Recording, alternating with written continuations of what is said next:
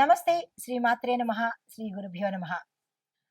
మనకి ఖగోళ శాస్త్రంలో గ్రహాలు తిరుగుతూ ఉండడము, ముందుకు వెళ్ళడము, తిరిగి వెనక్కి రావడము, ఇలా ప్రతి నిత్యము ప్రతి క్షణము ఈ గ్రహాల యొక్క సంచారము జరుగుతూనే ఉంటుంది.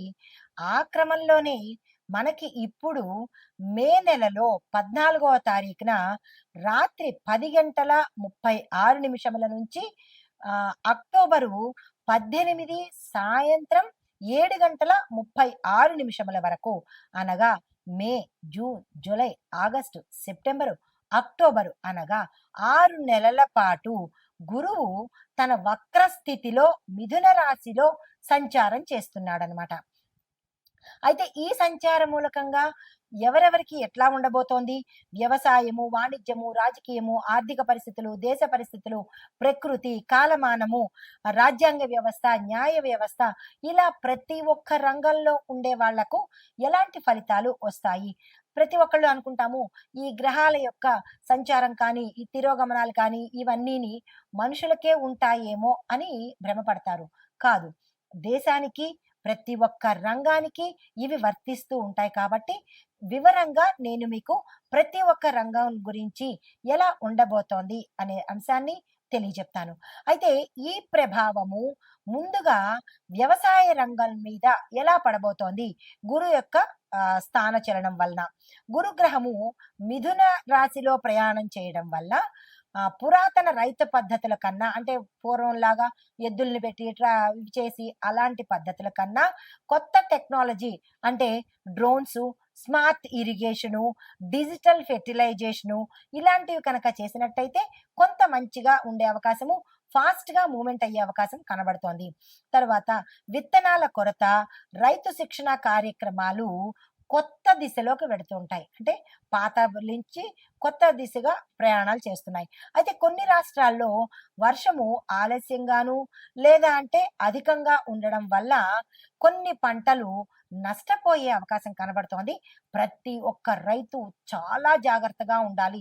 2025లో తీవ్రమైన పరిణామాలు ఎక్కువగా చోటు చేసుకుంటున్నాయి. అది గ్రహాల వల్ల కావచ్చు, మానవ తప్పిదాల వల్ల కావచ్చు. మనుషులు తప్పు చేస్తేనే గ్రహాలు ప్రకోపిస్తాయి. కాబట్టి ప్రతి మనిషి జాగ్రత్తగా ఉండడం నేర్చుకోవాలి.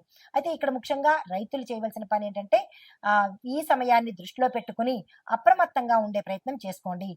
ధాన్యాలు, పప్పు ధాన్యాలు, పండ్ల యొక్క సాగు, పూలు పండించడము, ఇలాంటి వాటిల్లో మీకు విశేషమైన లాభాలు వస్తాయి. కాబట్టి అది ఎక్కడ అనుకూలంగా ఉంటుంది అనేది ప్రతి ఒక్క రైతు చూసుకొని ఆ ప్రయత్నాలు చేసుకోండి. అయితే విత్తనాల ధరలు ఎక్కువగా పెరగడం వల్ల రైతులకు నష్టాలు వచ్చే అవకాశం ఎక్కువగా కనబడుతోంది. దానికి తగినట్టుగా ప్రభుత్వం కానీ సహాయం చేయండి, లేదంటే వ్యాపారస్తులే కొంత సహాయం చేసినట్టయితే ఆ రైతన్న పంట పండించి మన కడుపులు నింపుతాడు. కాబట్టి అంత ఎక్కువగా రేటు పెట్టకుండా వారికి అనుకూలమైన రేటును వ్యాపారస్తులు ఇవ్వండి. అయితే ప్రభుత్వం నష్టపరిహార ప్యాకేజీలు కూడా మీ రైతుల కోసం చేసే అవకాశం కనబడుతోంది. అవి అందిపుచ్చుకునే ప్రయత్నం చేసుకోండి.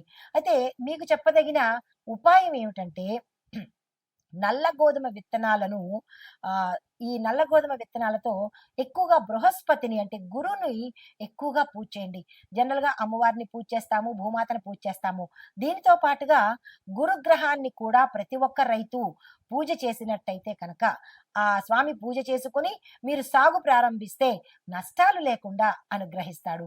అయితే వాణిజ్య ఆర్థిక రంగం ఎలా ఉండబోతోంది, బిజినెస్ అండ్ ఫైనాన్స్ వాళ్ళకి చూసినట్టయితే గురు మిథున రాశిలో సంచారం చేస్తుండడం వల్ల, మిథున రాశిలో ఉండడం వల్ల వాణిజ్య సంబంధాలు, మరీ ముఖ్యంగా ఎక్స్పోర్ట్ ఇంపోర్ట్ రంగాలు చాలా ఆశాజనకంగా ఉండబోతున్నాయి. దీంతో పాటు డిజిటల్ వ్యాపారాలు, ఈ commerce, logistics, edutech, health tech, ఇలాంటి రంగాల్లో పెట్టుబడులు ప్రవాహంగా వచ్చి పడతాయి. అయితే స్టాక్ మార్కెట్లు ఈ హెచ్చుతగ్గుల మధ్య కొంత మళ్ళా అదే స్థితిలో కొనసాగే అవకాశం కూడా కనబడుతోంది. మరీ ముఖ్యంగా ఇన్ఫర్మేషన్ టెక్నాలజీ, ఫైనాన్సు, ఫార్మా కంపెనీలకు చాలా లాభదాయకంగా ఉండబోతోంది. బి అంటే బిట్ కాయిన్, క్రిప్టో కరెన్సీ వంటి అసాధారణ పెట్టుబడులు కనుక పెట్టేటట్టయితే చాలా జాగ్రత్తలు తీసుకోండి. రూపాయి పెడితే కోట్లు వస్తున్నాయంటే దాని వెనకాల ఏదో ఉంటుంది కదా, దాన్ని చూసుకోండి. సామాన్యమైన పెట్టుబడులు వేరు, ఇలాంటి అసాధ్యమైన పెట్టుబడులు వేరు, జాగ్రత్తలు తీసుకోండి. అయితే రైతు మార్కెట్, డైరీ ప్రాజెక్టులు కొంచెం బలపడే అవకాశం కనబడుతోంది. అయితే ఉపాయం ఏంటంటే ప్రతి గురువారము అంటే ఈ వ్యాపారస్తులు గాని, రైతులు గాని ప్రతి గురువారము పసుపును, గోధుమలను దానంగా ఇచ్చుకునే ప్రయత్నం చేసుకోండి. ఇది వ్యక్తిగతం కదా, దేశం కాదు కాబట్టి మీరు మీ ప్రయత్నాలు తప్పనిసరిగా చేసుకోండి. అయితే రాజకీయ పరిణామాలు ఎలా ఉన్నాయంటే పాలిటిక్స్ వైపు పక్షపాత రాజకీయం ఎక్కువగా వృద్ధిలోకి వచ్చేస్తుంది. దీంతో పాటు ప్రజల్లో విచారణ స్వభావము, నాయకత్వ నిరీక్షణ ఎక్కువగా చేస్తూ ఉంటారు ప్రజలు. మధ్యంతర ఎన్నికలు సంభవించే అవకాశం కూడా సూచనప్రాయంగా గోచరిస్తున్నాయి. కొన్ని రాష్ట్రాల్లో గవర్నర్ పరిపాలన కూడా వచ్చేటట్టుగా కనబడుతోంది. 5 రాష్ట్రాల రాజకీయాలు అనగా ఉత్తరప్రదేశ్, పశ్చిమ బెంగాల్, తమిళనాడు, కర్ణాటక, మహారాష్ట్ర అవి కీలకంగా మారే అవకాశం కూడా ఇక్కడ కనబడుతోంది. నూతన రాజకీయ నాయకులు యువత మీద ఎక్కువగా ప్రభావం పడి వారి నాయకత్వము పెరిగే అవకాశం కనబడుతోంది. జాతీయ వేతన సంఘము ఆటోమేషన్ పై చట్టాలు తీసుకొచ్చే అవకాశము, దానితో పాటు సమాజ సేవా రంగాల మీద కూడా మార్గదర్శకాలు అంటే ఒక గైడ్ లైన్స్ ఇచ్చే అవకాశాలు కూడా ఇక్కడ కనబడుతున్నాయి. అయితే దీనికి ఆ ఉపాయము అనేది ఏమీ లేదు, కానీ దేశం కోసం మనమే ప్రార్థన కానీ దైవాన్ని పూజించడం కానీ దేశం కోసం చేసినట్టయితే కొంత సానుకూలం ఉంటుంది. అయితే దేశ పరిస్థితులు చూసినట్టయితే ఎలా ఉన్నాయంటే ఇండియా స్పెసిఫిక్ ఎలా ఉంటుందంటే గురువు బుధ స్థానంలో సంచరించడం వల్ల, బుధ స్థానం అంటే మిథున రాశి అన్నమాట.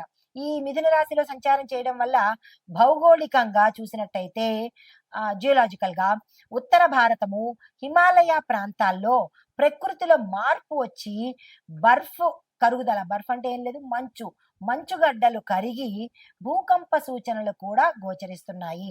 రైతు ఉద్యమాలు మళ్ళీ పునరుద్ధరణ కావచ్చు, కానీ ఇది సంస్కారాత్మక మార్పుల కోసము పరిష్కారం అవుతుంది. విద్యా విధానంలో కొత్త పరీక్షా విధానాలు కూడా ప్రవేశపెట్టడం జరుగుతుంది. ఇంటర్నేషనల్ బోర్డుని మనము అనుకరించేటట్టుగా గోచరిస్తోంది. సైనిక రంగంలో చూసినట్టయితే కనుక సాంకేతిక విప్లవం అంటే ఎక్కువగా టెక్నాలజీని వాడే అవకాశము ఎక్కువగా కనబడుతోంది.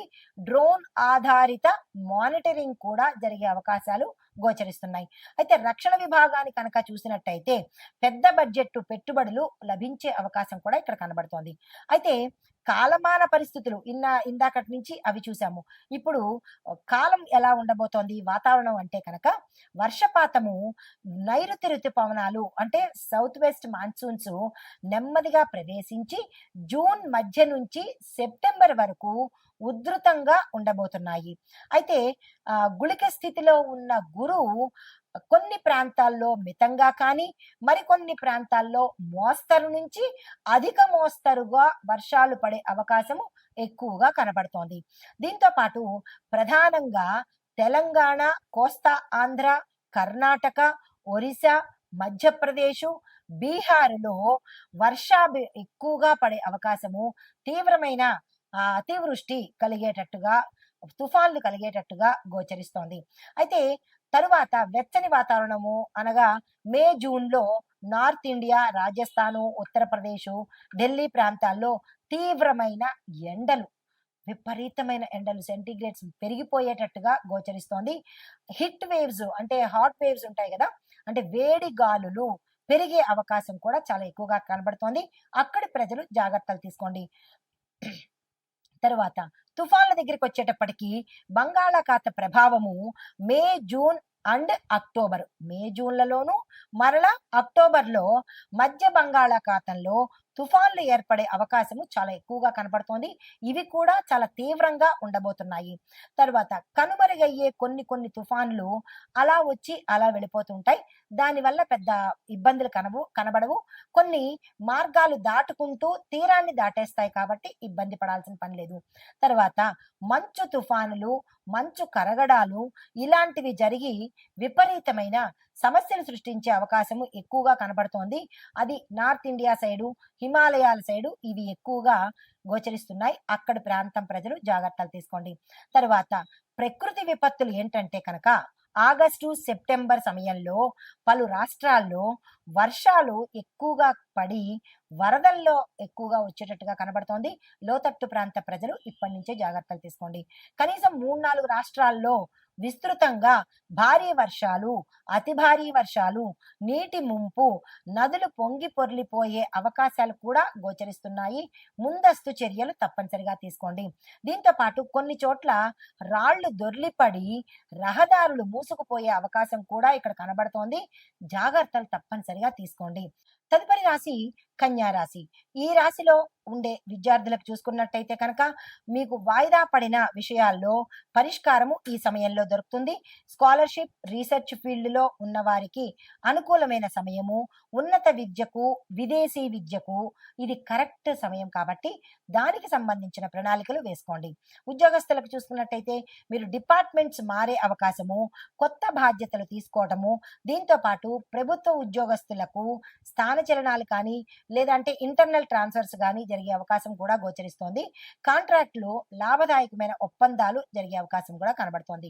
వ్యాపారస్తులకు చూసుకున్నట్టయితే కనుక రియల్ ఎస్టేట్ వ్యాపారము, గోల్డ్ వ్యాపారము, మెడికల్ బిజినెస్లకు మంచి లాభాలు వచ్చే అవకాశం కనబడుతోంది.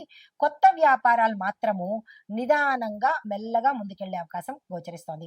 ఆరోగ్యపరంగా చూసుకున్నట్టయితే కనుక కాన్స్టిపేషన్ అంటే మలబద్ధకము, మైగ్రేను, కడుపుకు సంబంధించిన సమస్యలు వచ్చే అవకాశం ఉంది. జాగ్రత్తలు తీసుకోండి. వ్యవసాయదారులకు చూసుకున్నట్టయితే కనుక ధాన్య పంటలకు ఇది లాభదాయకమైన సమయము. దానికి సంబంధించిన ప్రయత్నాలు చేసుకోండి. భూముల యాజమాన్యము అంటే భూములకు సంబంధించినటువంటి కొన్ని ఇబ్బందులు తల ఎత్తే అవకాశము, సమస్యలు తల ఎత్తే అవకాశం ఉంది. జాగ్రత్తలు తీసుకోండి. కుటుంబ పరంగా చూసినట్లయితే కనుక కుటుంబ సభ్యుల మధ్య కొంత అన్యోన్యమైన వాతావరణం ఏర్పడుతుంది. కానీ మీ ఇంట్లో వృద్ధులు ఉంటే కనుక వారి యొక్క ఆరోగ్యం మీద తప్పనిసరిగా శ్రద్ధ పెట్టండి. దేశ రాజకీయాల మీద చూసినట్టయితే కనుక విద్యా వ్యవస్థ మీద దృష్టి పెట్టేటట్టుగా గోచరిస్తోంది. తర్వాత సినిమా రంగంలో చూసినట్టయితే సత్య కథల ఆధారంగా అంటే బయోపిక్స్ కానీ నిజంగా జరిగిన కథల వల్ల కానీ అలాంటి కథలకు మంచి సినిమాలు వచ్చే అవకాశం కనబడుతోంది. వాటికి ఆదరణ కూడా పెరిగే అవకాశము. స్త్రీ ప్రధాన పాత్రలతో నడిచే సినిమాలు ఏవైనా చేస్తే దానికి సక్సెస్ అయ్యే అవకాశం కూడా ఈ సమయంలో గోచరిస్తోంది. పరిహారాలు గురువారం రోజు సువర్ణ పుష్పాలతో పూజ చేయండి. సువర్ణ పుష్పాలతో పూజ చేయలేని వాళ్ళు పసుపు రంగు పువ్వులతో పూజ చేసుకోండి. ఓం శ్రీం బృహస్పతియే నమః అనే మంత్రాన్ని 108 సార్లు చదివే ప్రయత్నం చేసుకోండి. పసుపును, పసుపు రంగు వస్త్రాలను దానంగా ఇవ్వండి. శివాలయ సందర్శనం తప్పనిసరిగా చేసుకోండి. ఇది ఈ రాశిలో ఉండే వారికి చెప్పదగిన గోచారరీత్యా ఫలితాలు, పరిహారాలు, సూచనలు. అయితే ఓవరాల్ గా కంక్లూజన్ ఏంటంటే సమగ్ర విశ్లేషణ. మొదటిది, వ్యవసాయ వర్షాభావ ప్రాంతాలలో ముందుగా గుర్తించి విత్తనాలను జాగ్రత్తగా నాటుకోండి. రెండవది, వీధి వ్యాపారులు, భవన నిర్మాణ వ్యాపారులు వర్షాల తాకిడికి రక్షణ కోసము మీరు ముందుగా జాగ్రత్త చర్యలు తీసుకోండి. నెంబర్ 3, ప్రయాణికులు వర్షాకాలంలో తుఫానుకు లోనయ్యే ప్రాంతాలకు ప్రయాణం చేయకుండా జాగ్రత్తలు తీసుకోండి. నాలుగోది, ప్రభుత్వము NDRF అంటే నేషనల్ డిజాస్టర్ రెస్పాన్స్ ఫోర్స్ వీళ్ళు ప్రమాద నిర్వహణ శాఖలకు విధి నిర్వహణలు అప్పజెప్పి వాటిని జాగ్రత్తగా అప్రమత్తంగా ఉండి ప్రజలకు న్యాయం చేసేటట్టుగా ప్రవర్తించేటట్టుగా మీరు ఏర్పాట్లు ప్రభుత్వం తీసుకోండి. తర్వాత పల్లె ప్రాంత ప్రజలు రోడ్లు ఇలాంటి మట్టి నేల మీద ప్రయాణం చేసే వాళ్ళు జాగ్రత్తలు తీసుకుని ఆ ప్రాంత నాయకులు ప్రజలకి రక్షణ ఏర్పాట్లు తీసుకున్నట్టయితే కనుక ఈ డిజాస్టర్స్ నుంచి, ఈ విపత్తుల నుంచి కొంత మనకి జాగ్రత్తలు తీసుకుని ప్రాణ నష్టం లేకుండా మనల్ని మనం కాపాడుకున్న వాళ్ళం అవుతాము. నమస్తే.